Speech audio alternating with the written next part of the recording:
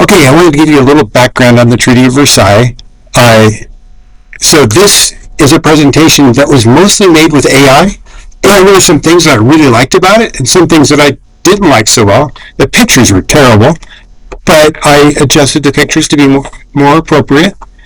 So one of the things about Versailles is it was Versailles is still in France. It was in Louis XIV's palace in the Hall of Mirrors, and part of the reason it was there is because the French wanted to drive it home to the Germans, like, we won this time, because the Germans signed a peace treaty with France when they took over France earlier. So part of it was old grudges. So the Treaty of Versailles was the formal end to World War I.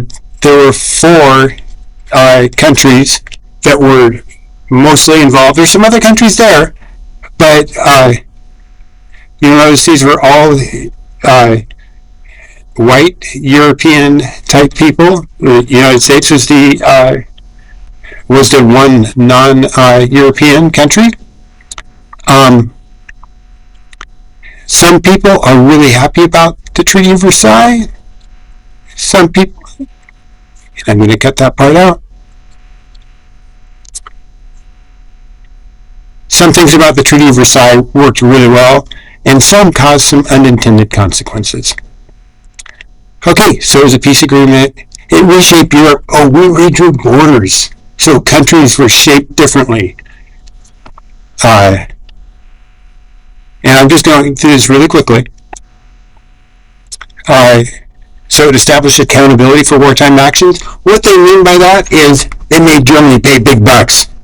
And that caused some problems that we didn't really anticipate.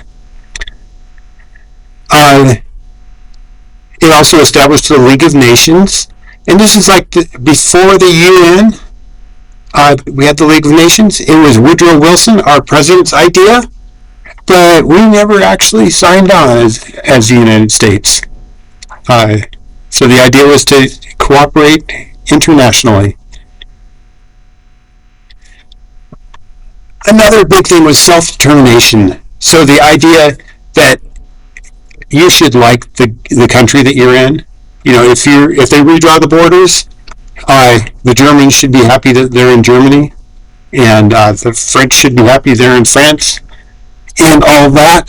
But that really only applies. So self-determination is like, do the citizens approve of their own government? They only really cared about that for Europe. They still had all the colonies in Africa and the Middle East. So that was not ideal.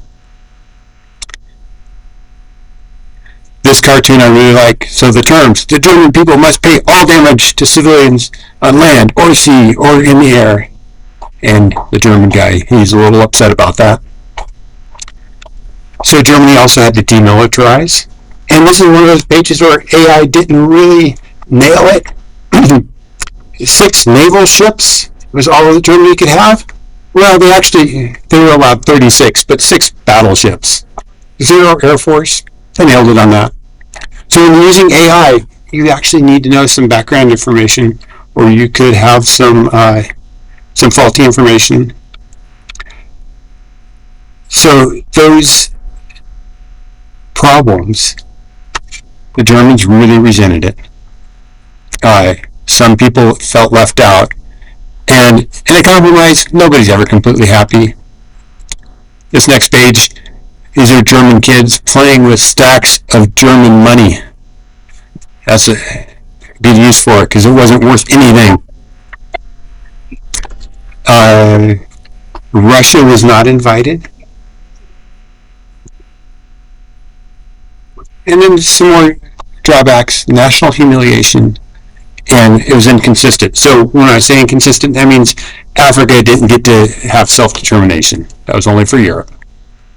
And hopefully that's a good introduction to the Treaty of Versailles.